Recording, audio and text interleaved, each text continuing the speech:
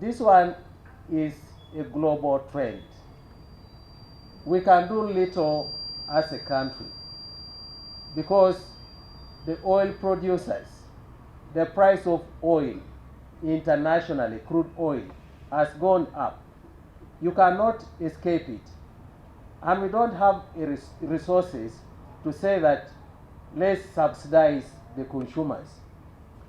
And if you consider our petroleum products and their prices in the region, Uganda remains still cheap in these oil products, the petroleum products. We are cheaper than our neighbors.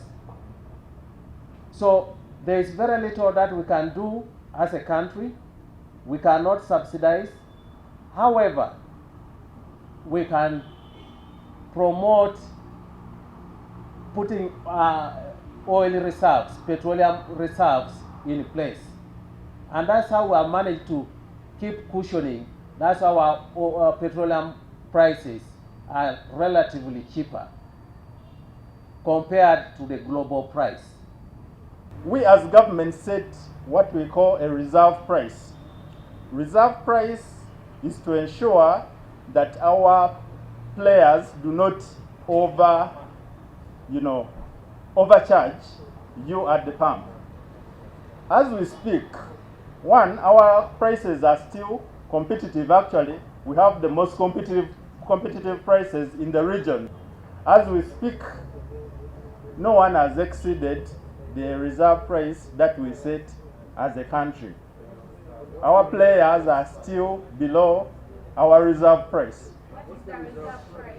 Unfortunately, we cannot communicate the reserve price for one reason.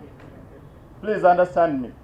We can't communicate the reserve price because when we do, your dealers are going to push their prices towards the reserve price, which will be a disadvantage to the consumer, to the person picking the fuel from the pump.